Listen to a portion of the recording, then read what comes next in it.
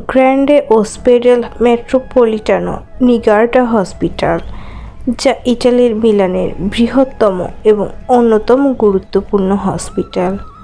বৃহৎ ভবন এবং অত্যাধুনিক চিকিৎসা সামগ্রী দিয়ে সজ্জিত এই নান্দনিক হসপিটাল। এই হসপিটালের 5th ফ্লোরে সম্পূর্ণ শুভ্র রং দিয়ে আচ্ছন্ন একটি ভিআইপি কেবিনের বেডে নিথর হয়ে শুয়ে রয়েছে এরিস। সম্পূর্ণ কেবিন জুড়ে ফিনাইলের কড়া গন্ধ বিদ্যমান। এরিসের মাথায় এবং হাতে পায়ে ব্যান্ডেজ করা, সেই সাথে পরনে স্কাই ব্লু কালারের হসপিটাল ড্রেস। মুখে অক্সিজেন মাস্ক এবং হাতে ক্যানুলা লাগানো। গত 2 দিন ধরে আইসিইউতে পড়েছিল এরিস। আজ সকালেই তাকে কেবিনে শিফট করা হয়েছে। যদিও তার অবস্থা এখন আশঙ্কামুক্ত, তবুও শরীরের বিভিন্ন জায়গায় এখনও আঘাতের ছাপ সুস্পষ্ট। যন্ত্রণাও শরীরের অনেকাংশে জুড়ে বিদ্যমান। কয়েক ঘন্টা আগেই তার জ্ঞান ফিরেছে, তবে মেডিসিনের কড়া প্রভাবে এতক্ষণ যাবৎ ঘুমিয়েছিল সে। হঠাৎই তার মস্তিষ্কে 2 দিন আগের অ্যাক্সিডেন্টের কিছু ঝাপসা স্মৃতি হানা দিল। ঘুমন্ত অবস্থাতেই ছটফট করতে লাগলো সে।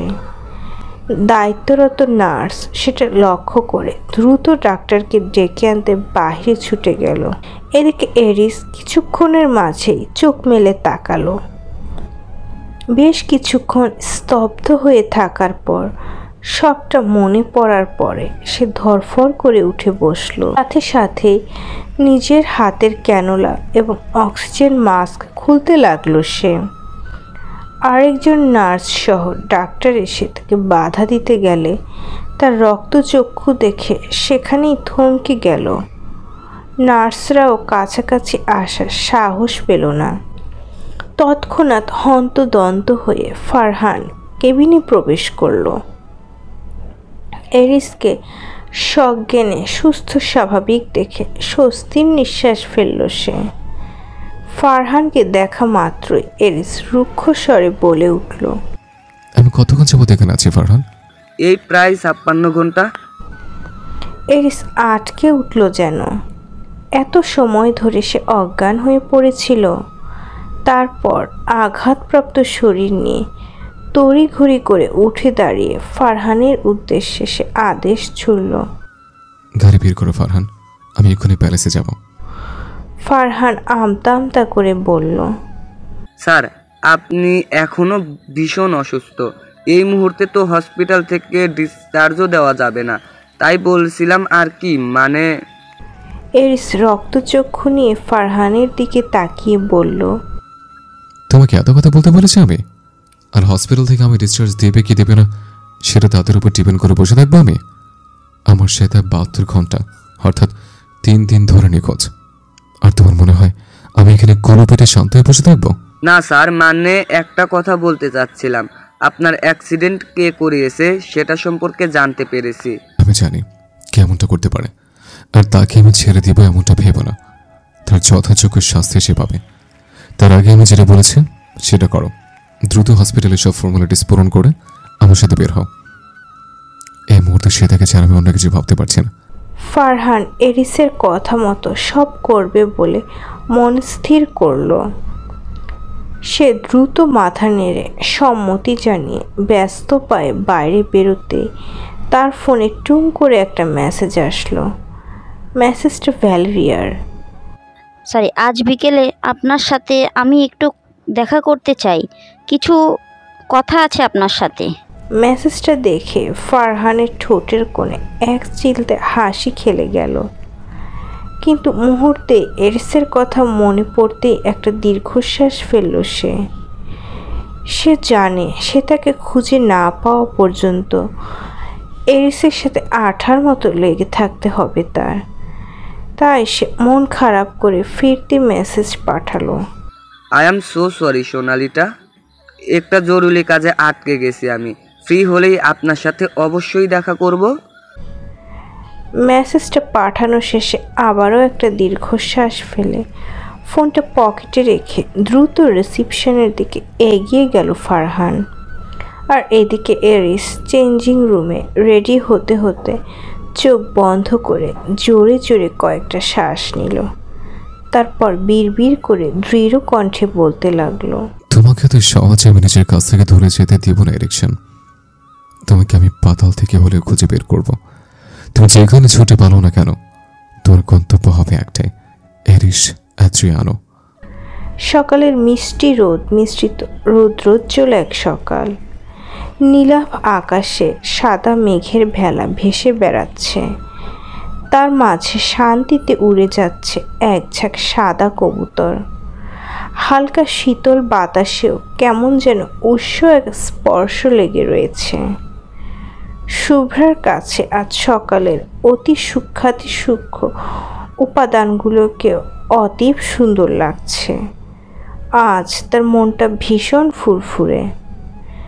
ব্যালকনিতে ঝুলন্ত টবগুলোকে একটু পরপর ছুঁয়ে দিয়ে কিছু একটা ভেবে বারংবার লজ্জা মিশ্রিত মুচকি হাসি হাসছে। শুভ্রার এহেন খুশি হওয়ার অবশ্য একটা কারণ রয়েছে। গতকাল তারা সকলে বাংলাদেশে এসেছে, তবে বাড়তি সতর্কতা অবলম্বন করতে তারা তাদের পুরনো নিবাসে আর ফিরে যায়নি, নতুন একটা বাসা ভাড়া নিয়ে উঠেছে। কিন্তু আমিনুল আলম, সালেহা বেগম, রাত, ঈশা, তরিকুল হায়দার এবং মাইমুনা হায়দারকে খবর দেওয়া হয়েছে। তারা সবাই গতকাল তাদের সাথে দেখা করে গেছে। অনেক দিন পর সবার সাথে মেলবন্ধনের ফলে আনন্দ উদযাপনে মেতে ওঠে সবাই। সুখের অশ্রু বিসর্জন দিয়ে একে অপরকে আলিঙ্গন করে নেয়। এর মাঝে ইহান একটা অবাক কাণ্ড করে বসে। সকলের সামনে সে শুভ্রাকে বিয়ে করার ঘোষণা দিয়ে দেয় এবং সেটা খুব শীঘ্রই করতে চায় বলে সাফ জানিয়ে দেয়। এতে করে সকলে খুব বেশি অবাক না হলেও ভীষণ খুশি হয়ে যায়।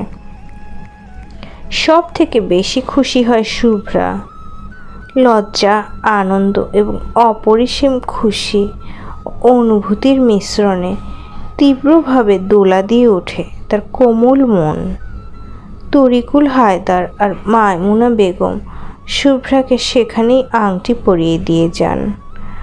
আজকে শুভ্রার বিয়ে। কথা ছিল ঘরোয়াভাবে বিয়ের কার্য সম্পন্ন করা হবে, কিন্তু ইহানের এক কথা, বিয়ে যেহেতু একবারই করবে তাই সেটা ধুমধাম করেই হওয়া চাই। আর শুভ্রারও ছোটবেলা থেকে ইচ্ছে ছিল তার বিয়ে খুব আয়োজনের সাথে জমকালো অনুষ্ঠান করে অনুষ্ঠিত হবে। ইহান সেই কথাটা জানতো, তাই তার এই সিদ্ধান্ত নেওয়া। হঠাৎ করে শুভ্রার ফোন ভাইব্রেট করে ওঠে। ইহান ভিডিও কল দিয়েছে। আজকে শুভ্রার ইহানকে একটু বেশিই লজ্জা লাগছে। ঠোঁটের কোণে ফুটে উঠেছে লজ্জার হাসি। ফোন রিসিভ করবে কি করবে না ভাবতে ভাবতে কল কেটে যায়। পরক্ষণে আবারও কল চলে আসে। শুভ্রা এবার তড়িঘড়ি করে কল রিসিভ করে। তারপর ফোনটা মুখের সামনে ধরতেই ভেসে ওঠে ইহানের শুভ্র মায়াবী মুখশ্রী। কি রে পেতনি, এত দেরি হচ্ছিল কেন কল রিসিভ করতে?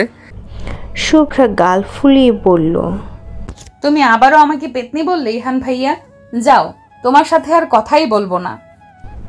ইহান একটা দীর্ঘশ্বাস ফেলে বলল, পেতনিকে তোকে সাধে বলি? আজকে থেকে আমি তোর জামাই হব, অথচ তুই আমায় ভাইয়া ডাক বলাই ছাড়তে পারলি না। লোকে শুনলে কি বলবে? আমাদের বাচ্চা কাচ্চা হলে তারা তো আমাকে মামা বলে ডাকবে। ইহানের মুখে বাচ্চা কাচ্চার কথা শুনে শুভ্রার গাল দুটো লজ্জায় লাল হয়ে যায়। পরক্ষণে সে কপট রাগ দেখিয়ে বলে, বিয়েই হলো না আর তুমি এক্ষুনি বাচ্চা কাচ্চা পর্যন্ত চলে গেলে? আগে বিয়ে হয়ে নিক, তারপর ওসব দেখা যাবে। ইহান মুগ্ধ দৃষ্টিতে শুভ্রার পানে তাকিয়ে থাকে। শুভ্রা সেটা দেখে লজ্জায় দৃষ্টি নত করে নেয়। ইহান ঘোর লাগানো কণ্ঠে বলে। সুইট বাটারফ্লাই, তোকে আমার গভীরভাবে ছুঁয়ে দিতে ইচ্ছে করছে। শুভ্রা লজ্জায় আরও মিইয়ে গেল। সে অন্যদিকে দৃষ্টি ফিরিয়ে ব্যস্ত কণ্ঠে বলে উঠল, উফ, তুমি এসব কি কথাবার্তা শুরু করলে ইহান ভাইয়া? সরি ইহান, মানে। শুভ্রার অবস্থা দেখে ইহান শব্দ করে হেসে ফেলল। হাসতে হাসতেই বলল, হয়েছে হয়েছে, আমাকে সম্বোধন করা নিয়ে তোকে আর সংগ্রাম করতে হবে না। তুই বরং বিয়ের রাত পর্যন্ত প্র্যাকটিস করিস। বিয়ের পরে কিন্তু এই ভাইয়া ডাক আমি একদমই সহ্য করব না, বলে দিচ্ছি। শুভ্রা নিজেকে ধাতস্থ করে বলল, সে না হয় পরে দেখা যাবে, আগে বলো তুমি বিয়ের প্রিপারেশন বাদ দিয়ে এখানে কি করছো? তোর দেখছি বিয়ের খুব তাড়া, কন্ট্রোল হচ্ছে না বুঝি আমাকে ছাড়া?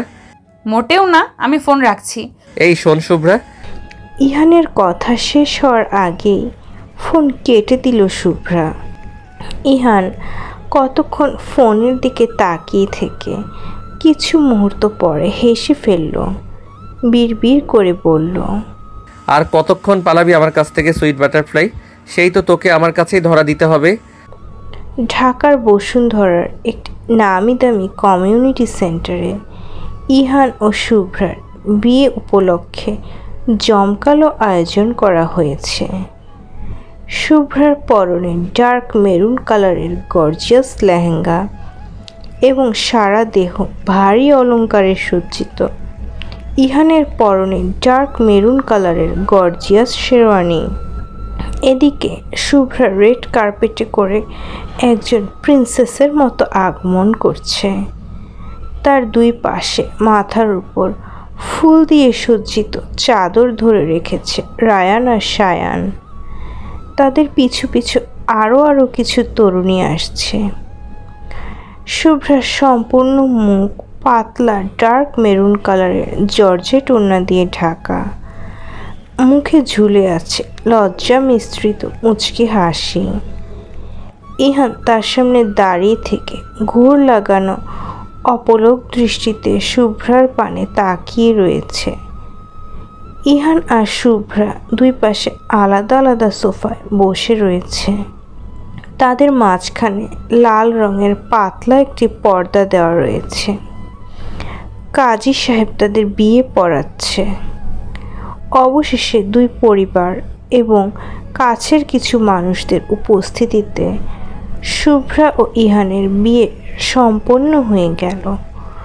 কবুল বলার সময় শুভ্রার চোখে পানি চলে আসে আনন্দ এবং খুশির আতিশয্যে। ইহান নিজের সদ্য বিবাহিতা স্ত্রীর ঘোমটা তুলে তার কপালে ভালোবাসার পরশ এঁকে দিয়ে বুকে জড়িয়ে নেয়। আনন্দ অশ্রুতে ফেটে পড়ে দুজন। উপস্থিত সকলে এই আনন্দঘন মুহূর্ত দেখে আবেগে তাড়িত হয়ে পড়ে। ইহান শুভ্রার চিবুক আলতো করে ধরে তার চোখে চোখ রেখে আবেগ মিশ্রিত কণ্ঠে বলে, তোকে নিজের করে পাওয়াটা আমার জীবনের শ্রেষ্ঠ উপহার সুইট বাটারফ্লাই। আমার জীবনের একমাত্র আরাধ্য নারী তুই। তোকে পেয়ে আমি হয়েছি সৌভাগ্যবান। এই যে তোর দুটি হাত ধরেছি, মরণের আগ পর্যন্ত আর ছাড়ছি না। শুভ্র একই কণ্ঠে বলে, তুমি আমার জীবনে পাওয়া শ্রেষ্ঠ উপহার, আমার বহু আকাঙ্ক্ষিত আরাধ্য পুরুষ তুমি। তোমাকে পেয়ে আমার জীবন ধন্য হলো। সৌভাগ্যবতী হয়ে আজীবন তোমার হাতে হাত রেখে পথ চলতে চাই আমি। দূর থেকে দাঁড়িয়ে রায়ান সবটা দেখে। আলগোসে নিজের চোখের অশ্রু মুছে নিয়ে শুভ্রা ও ইহানের সুখী ও সুন্দর একটা দাম্পত্য জীবনের জন্য প্রার্থনা করে। অপরদিকে বিয়ের কার্যক্রম শেষ হলে ইহানের কাছের কিছু বন্ধু বান্ধব এবং শুভ্রার বান্ধবীরা মিলে আনন্দ উল্লাসে ফেটে পড়ে। কমিউনিটি সেন্টারের রুফটপে চোখ ধাঁধানো আলোকসজ্জার আয়োজন করা হয়।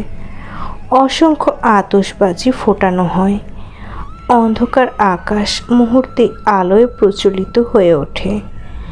এরপর গ্রাউন্ড ফ্লোরে ইহান ও শুভ্রার কাপল ডান্স অনুষ্ঠিত হয়। সকলের মধ্যমণি হয়ে প্রস্ফুটিত গোলাপ যুগলের ন্যায় সকলের আকর্ষণ কেড়ে নেয় তারা দুজন। এই সব কিছুই দূর থেকে একা একা অবলম্বন করছিল শ্বেতা। সায়ন বারবার তার কাছাকাছি আসতে চাইলেও সে তাকে রীতিমতো ইগনোর করেছে। কোনো একটা কারণে তার ভীষণ মন খারাপ। মন খারাপের কারণ লুকাতে পরিবারের সবার কাছ থেকে বেশ দূরে দূরে থেকেছে সে তার পরনে ডার্ক পার্পল কালারের আকর্ষণীয় আনারকলি স্যুট। তার ব্যাংকস হেয়ার কাটের ব্রাউন চুলগুলো আগের তুলনায় বেশ বড় হয়েছে। সেই চুলগুলোতে কার্ল করায় খুব সুন্দর লাগছে তাকে। শুভ্রার জোড়াজুড়িতে সে তার অনিচ্ছা সত্ত্বেও জোর করে হালকা সাজানো হয়েছে তাকে, অথচ এতে তার কিউটনেস এবং ন্যাচারাল বিউটি দ্বিগুণ প্রস্ফুটিত হয়ে উঠেছে। কিন্তু বিষণ্ণতার চাদরে ঢাকা পড়ে গেছে সেই সৌন্দর্য। মনের কোনো এক কোণে ভীষণ শূন্যতা অনুভব করছে সে। কিন্তু কি সেই শূন্যতা? সে তা উত্তর খুঁজে পায় না। কমিউনিটি সেন্টারটি 4th ফ্লোরে অবস্থিত ছিল। রাত তখন প্রায় 11:30 বাজে। সকলে বিয়ের অনুষ্ঠান শেষে বাড়ি ফিরবে এমন অবস্থা। বিয়ের আমেজ বলে কারো দিকেই কারো তেমন কোনো খেয়াল নেই। সকলে নতুন বর কনেকে নিয়ে ব্যস্ত। এই ফাঁকে সে তা ওয়াশরুমের উদ্দেশ্যে চলে যায়। চোখে মুখে পানির ছিটা দিতে পারলে ভালো লাগবে এই ভেবে। এই মুহূর্তে ভীষণ ক্লান্ত লাগছে তার। ইদানিং প্রায় সময়ই তার শরীর ভীষণ দুর্বল লাগে। মাথা ঘুরে ওঠে, কিছু খেতে ইচ্ছে করে না। সারাক্ষণ কেমন একটা গা গোলানো এবং বমি বমি ভাব বিরাজ করে। চোখে মুখে পানি ঝাপটা দেওয়ার পর সে তার মনে হলো তার আশেপাশে বুঝি কেউ বিরাজ করছে। কেউ অপলক দৃষ্টিতে তাকে গভীরভাবে অবিরত পরখ করে যাচ্ছে। সে তা বারবার চারিদিকে তাকিয়েও তেমন সন্দেহজনক কিছু খুঁজে পেল না। পরক্ষণে মনের ভুল ভেবে যেই সামনে পা বাড়াতে যাবে তখনই পেছন থেকে শক্তপোক্ত বলিষ্ঠ একটা অবয়ব এক হাতে তার কোমর পেঁচিয়ে ধরে অন্য হাতে তার মুখে একটা রুমাল চেপে ধরে। সে তা ছটফুটিয়ে ওঠে ছাড়া পাওয়ার জন্য মোচড়ামুচড়ি শুরু করে। পরক্ষণেই রুমালে থাকা কড়া ক্লোরোফর্মের প্রভাবে অচেতন হয়ে গিয়ে কারো বলিষ্ঠ ও কঠিন বুকে আছড়ে পড়ে সে। সাথে সাথেই দুটি বলিষ্ঠ হাত তাকে শক্তভাবে আগলে নিয়ে নিজের বক্ষপিঞ্জরে আবদ্ধ করে নেয়। বিশাল বড় অথচ অন্ধকারাচ্ছন্ন একটি আভিজাত্যপূর্ণ রুমে অনেকক্ষণ যাবৎ ইজি চেয়ারের সাথে হাত পা এবং মুখ বাঁধা অবস্থায় অচেতন হয়ে পড়ে রয়েছে সে তা। এক সময় ধীরে ধীরে তার হাতের কয়েকটি আঙ্গুল নড়ে ওঠে। সেই সাথে ফিরে আসতে থাকে তার চেতনা। সম্পূর্ণ চেতনা ফিরে পাওয়ার পর নিজেকে এরকম একটা বদ্ধ ও অন্ধকারাচ্ছন্ন রুমে আবিষ্কার করে হতভম্ব হয়ে পড়ে সে। মুহূর্তে আতঙ্কিত হয়ে ছাড়া পাওয়ার জন্য ছটফট করতে থাকে সে তা চিৎকার করতে চায়, কিন্তু মুখ স্কচ টেপ দিয়ে আটকানো থাকায় তার মুখ দিয়ে অস্ফুট গোঙানির মতো আওয়াজ বেরোতে থাকে। হাত পা ছোড়াছুড়ি করেও কোনো লাভ হয় না।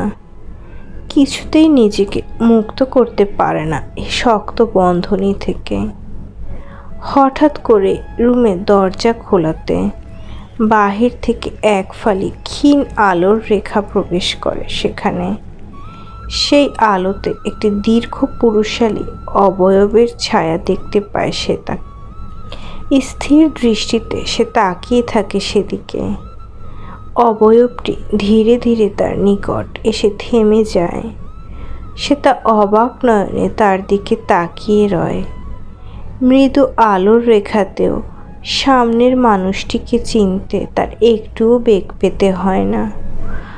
মুহূর্তেই চোখ জোড়া বিস্ফোরিত হয়ে ওঠে তার। অজানা ভয় জেঁকে বসে মনে। এরিস একটা সূক্ষ্ম বাঁকা হাসি হেসে সে তার পায়ের কাছে হাঁটু ভেঙে বসে তার স্কচ টেপ লাগানো ঠোঁটের উপর তর্জনী আঙ্গুল দিয়ে স্লাইড করতে করতে হাসকি টোনে বলতে থাকে, Long time no see, sweetheart. You know how depressed I was without you? I missed you so much, Erickson. সে তা এরিসের কথা শুনে এবং তার স্পর্শে জমে প্রায় বরফ হয়ে যায়। একটা অদ্ভুত শিহরণ বয়ে যেতে থাকে তার দেহ মন জুড়ে। অদ্ভুত দৃষ্টিতে এরিসকে অবলোকন করতে থাকে সে। এরিস সে তার এই অবস্থা দেখতে পেয়ে ঠোঁটের কোণে হাসি আরও চওড়া করে। সে আরও এগিয়ে গিয়ে সে তার শরীরের সাথে আষ্টে পৃষ্ঠে মিশে যায়। তারপর উন্মাদের মতো তার শরীরের ঘ্রাণ নিতে থাকে। ছোট ছোট চুমুতে ভরিয়ে দেয় তার সমগ্র মুখমণ্ডল, চুল, গলা, ঘাড় এবং দেহের উন্মুক্ত সর্বত্র স্থান। সে তা চোখ বন্ধ করে অনুভব করতে থাকে এরিসের মাতাল করা সুগভীর স্পর্শগুলো। পরক্ষণে এরিস সরে এসে আগের মতো হাঁটু ভেঙে বসে আকুল কণ্ঠে বলতে থাকে, তুমি আমাকে ছেড়ে এত দূরে কিভাবে চলে আসলে, এরিকসন? একটাবারও তোমার মনে হলো না তুমি ছাড়া আমি কতটা কষ্ট পেতে পারি? আমাকে শাস্তি দিতে চেয়েছিলে, দিতে। আমার সামনে থেকে আমাকে যত ইচ্ছে শাস্তি দিতে আমি মাথা পেতে নিতাম, কিন্তু আমার থেকে দূরে যাওয়ার স্পর্ধা তুমি কি করে দেখালে, এরিকসন? এরিসের শেষের কথাগুলো প্রচণ্ড কঠিন হয়ে যায়। মুহূর্তেই নিজের চিরচারিত পৈশাচিক সত্তায় ফিরে গিয়ে সে তার দুই গাল শক্ত করে চেপে ধরে। সে তা ব্যথায় অস্ফুট আর্তনাদ করে ওঠে। এরিসের সেদিকে কোনো খেয়াল নেই। তার বারংবার মনে হতে থাকে তার অ্যাডিকশন তাকে ছেড়ে চলে যেতে চেয়েছিল বহু দূরে। প্রিয়তমার এই অপরাধ সে কিছুতেই ক্ষমা করবে না। পরক্ষণে সে তার ব্যথায় নীল হয়ে যাওয়া চেহারাটা দেখে এরিসের হুঁশ ফিরে আসে। সে দ্রুত সে তাকে ছেড়ে দিয়ে আবারও তার চোখে মুখে আলতো করে চুমু খেতে থাকে। এদিকে শ্বেতা এক প্রকার ক্লান্ত হয়ে নেতিয়ে পড়ে। এরিস তার মুখখানা নিজের দিকে ঘুরিয়ে কাতর কণ্ঠে বলতে থাকে, তুমি আমার নিঃশ্বাস হয়ে গেছো, এরিকসন। তোমায় ছাড়ার প্রতিটা মুহূর্তে আমার কাছে বিষাক্ত, প্রাণহীন লাগে। তুমি হিনে বেঁচে থাকার যে আমি কল্পনা করতে পারি না। কথাগুলো বলতে বলতে এরিসের মতো রুক্ষ মানবের চোখ থেকেও দুফোঁটা অশ্রু গড়িয়ে পড়ে। সে তা পলকহীন দৃষ্টিতে এরিসের দিকে তাকিয়ে থাকে। তার চোখ থেকেও দুফোঁটা উষ্ণ অশ্রু গড়িয়ে পড়ে। তারপর কিছু বলার জন্য ছটফটিয়ে ওঠে। এরিস সেটা বুঝতে পেরে তার মুখের বাঁধন খুলে দেয়। তারপর সে হাঁপাতে হাঁপাতে জোরে জোরে নিঃশ্বাস নিতে থাকে। এরিস সেটা দেখতে পেয়ে সে তার মুখটা দু হাতের আঁচলায় নিয়ে অপরাধী কণ্ঠে বলতে থাকে, I am so sorry my Erikson. না জেনে না বুঝে তোমাকে অনেক কষ্ট দিয়েছে, আমি অনেক ব্যথা দিয়েছে, আবারও ব্যথা দিলাম। এর জন্য তুমি আমাকে যে শাস্তি দেবে আমি মাথা পেতে নেব, কিন্তু প্লিজ আমাকে ছেড়ে যাওয়ার কথা ভুলেও চিন্তা করো না, তাহলে আমি সেটা সহ্য করতে পারবো না। না পারবো তোমায় ক্ষমা করতে। কথাগুলো বলে ধীরে ধীরে সে তার অধৈর্য গলে নিজের অধৈর্যরা ডুবিয়ে দেয় এরিস। তারপর সে তার দিকে করুণ দৃষ্টিতে তাকিয়ে থাকে। সে তা এরিসের দিকে অশ্রুসিক্ত নয়নে তাকিয়ে থেকে ভেজা কণ্ঠে বলে ওঠে, কেন আমার জীবনে অনুপ্রবেশ করলেন আপনি? কেন বারবার নিজের কঠিন ভালোবাসার মাঝে পিষে ফেলতে চান আমায়? সে তার কথা শুনে এরিস স্তব্ধ হয়ে যায়। নির্নিমেষ দৃষ্টিতে তাকিয়ে থাকে সে তার পানে। তারপর উদ্ভ্রান্তের ন্যায় ভাঙা কণ্ঠে বলতে থাকে, আমি তোমার জীবনে অনুপ্রবেশ করেছি অ্যাডিকশন। তোমার কি তোমার আর আমার অতীতের ব্যাপারে কোনো কিছু মনে নেই? হতে পারে আমার ভালোবাসার সর্বদা রুক্ষতার কঠোরতায় মরণ ছিল, কিন্তু ভালো তো আমি তোমায় বেঁচেছিলাম, তুমিও তো ভালোবেসেছিলে আমায়। কি বাসনে? সে তার চোখ মুখ খিচে বন্ধ করে দুপাশে মাথা নাড়িয়ে জোরে চিৎকার করে বলে ওঠে, কিছু মনে নেই আমার, কিচ্ছু মনে পড়ে না আমার। আপনি চলে যান আমার জীবন থেকে, কিছু মনে করার দরকার নেই আমার। এরিস প্রথমে আহত দৃষ্টিতে তাকিয়ে থাকলো, পরক্ষণেই তার চোখ মুখ শক্ত হয়ে যায়। সে তার চুলের মুঠি ধরে তার চোখে চোখ রেখে দাঁতে দাঁত পিষে শক্ত কণ্ঠে বলতে থাকে, আমাকে ছেড়ে যাওয়ার কথা আরেকবার বললে একদম খুন করে ফেলবো তোমায়। আমি ছেড়ে তুমি স্বেচ্ছায় নিজের মৃত্যু ও সাদর গ্রহণ করতে পারবে না। তোমার জীবন সঙ্গে না হতে পারলেও মরণ সঙ্গে আমি হতে চাই। তবু সর্বাবস্থায় তোমার সবটা জুড়ে কেবল আমিই থাকবো, কেবল আমি। এরিসের চিৎকার করে বলা কথাগুলো রুমের সর্বত্র প্রতিধ্বনিত হতে থাকে। সে তা ভীত সংকীর্ণ মুখ নিয়ে এরিসের দিকে তাকিয়ে থাকে। অপরদিকে এরিসের চোখ মুখ রক্ত লাল বর্ণ ধারণ করেছে। প্রচণ্ড ক্রোধে তার মাথার নীলাভ শিরাগুলো দপদপ করছে। এরিস সে তার পানে দৃষ্টি স্থির রেখেই ধীরে ধীরে পিছিয়ে যেতে থাকে। সে তা অবাক দৃষ্টিতে এরিসের কর্মকাণ্ড অবলোকন করতে থাকে। এরিসের পরনে সব সময়ের মতো white shirt, black tie, black waistcoat, black jeans পরিহিত ছিল। তার উপর ছিল ব্ল্যাক ব্লেজার। কালো পোশাক আশাকের সাথে এরিসের এলোমেলো ও উদ্ভ্রান্ত ভঙ্গিতে তাকে মারাত্মক সুদর্শন লাগছিল। সে তার ঘোর লেগে যেতে থাকে এরিসকে এই অবস্থায় দেখে। হঠাৎ এরিস প্যান্টের পকেট থেকে নিজের প্রিয় টু সাইডেড শোর্টটা বের করে হাতে নিয়ে তীক্ষ্ণ দৃষ্টিতে সে তার পানে তাকায়। তারপর মুখে একটা শয়তানি হাসি দিয়ে মুহূর্তে শোর্টটা দুই ভাগ করে সে তা কিছু বুঝে ওঠার আগেই আড়াআড়িভাবে নিজের দুই হাতে একের পর এক ধারালো ছুরির পোঁচ মারতে থাকে এরিস।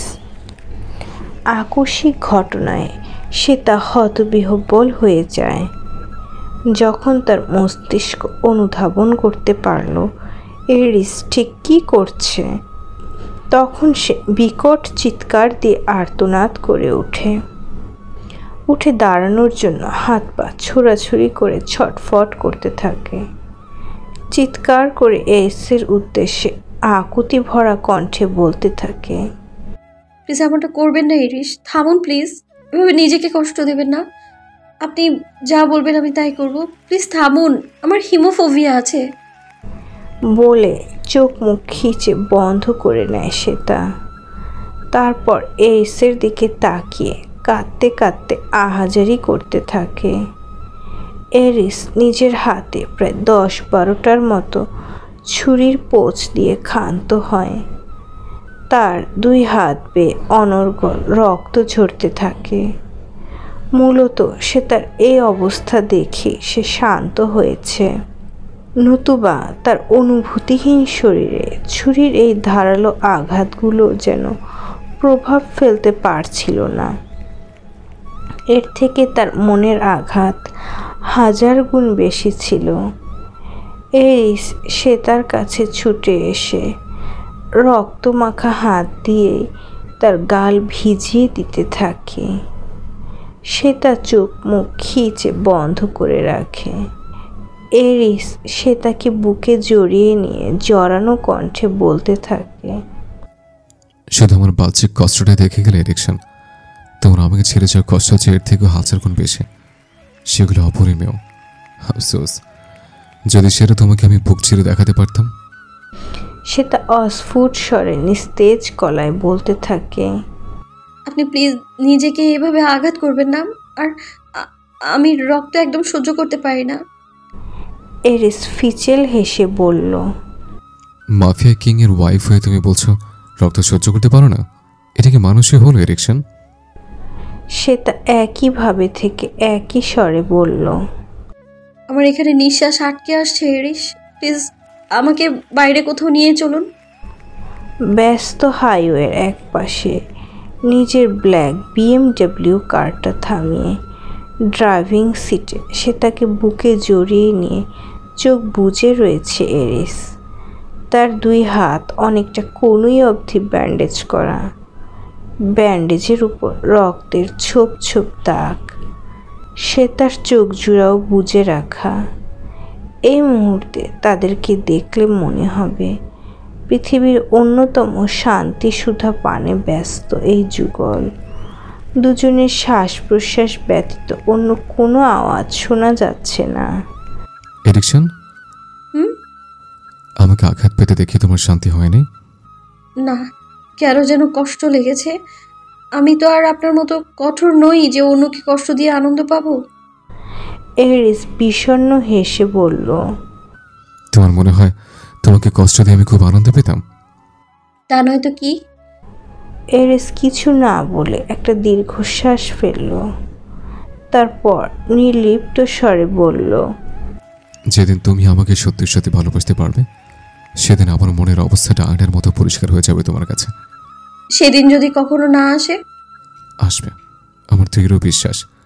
আর না এলেও সমস্যা নেই, তোমাকে জোর করে আমার কাছে বন্দি করে রেখে দেব। ব্যাপারটা স্বার্থপরতা হয়ে যাবে না? এভাবে আপনি আমার ভালোবাসা পাবেন? এই পৃথিবীতে তোমায় কাছে পাওয়ার জন্য আমি সর্বোচ্চ স্বার্থপর হতে পারি। ভালো তুমি আমায় নাই বা বাসলে, কিন্তু তোমায় নিজের করে রাখার জন্য আমি পুরো দুনিয়া চূর্ণ বিচূর্ণ করতে পারি।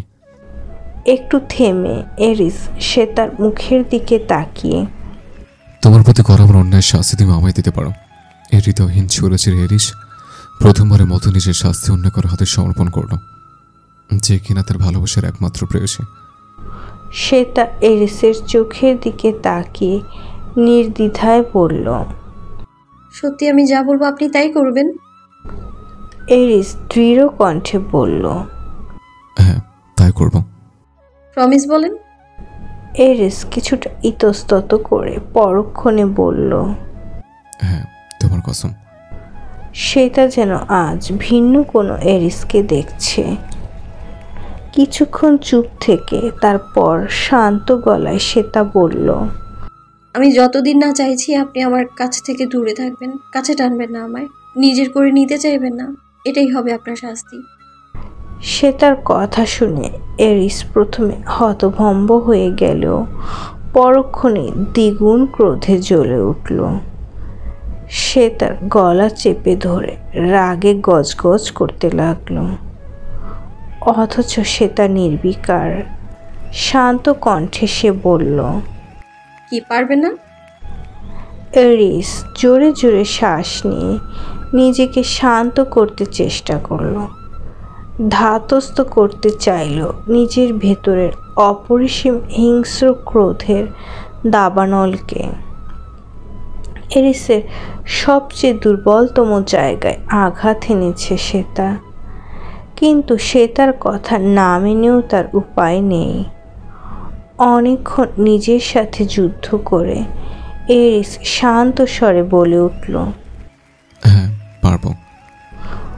অনেক কষ্টে বাক্য দুটো উচ্চারণ করে তারপর সে তাকে আরও শক্ত করে নিজের বুকে চেপে ধরে এরিস দাঁতে দাঁত চেপে বলে উঠল, কিন্তু তোমাকে আমার আয়ত্তের বাইরেও যেতে দেব না। আমি সারাক্ষণ নিজের দৃষ্টিসীমার সীমার মধ্যে রাখবো। আমি এতটা ভালো নই যে তোমার এই শর্ত অক্ষরে অক্ষরে পালন করব। আর তুমিও মনে রেখো, ভুলেও নিজের সীমার লঙ্ঘনের চেষ্টা করবে না, নাহলে আমার ঘৃণিত সত্তাটি সামনে আনতে আমি দুবার ভাববো না। সে তা এরিসের বুকে গুটিয়ে রইল, কিন্তু কোনো কথা বলল না। সে অনেকক্ষণ আগে এরিসকে নিজে নিখোঁজ হওয়ার ব্যাপারে সবটা খুলে বলেছে। এরিস মনোযোগ দিয়ে সবটা শুনে গিয়েছিল কেবল, কিন্তু মুখে কিছু বলেনি, কেবল শক্ত করে সে তাকে বুকে আগলে নিয়েছে। সে তা হঠাৎ ধিমি আওয়াজে বলল, আপনি আমার খোঁজ পেলেন কি করে? এরিস বাঁকা হেসে বলল,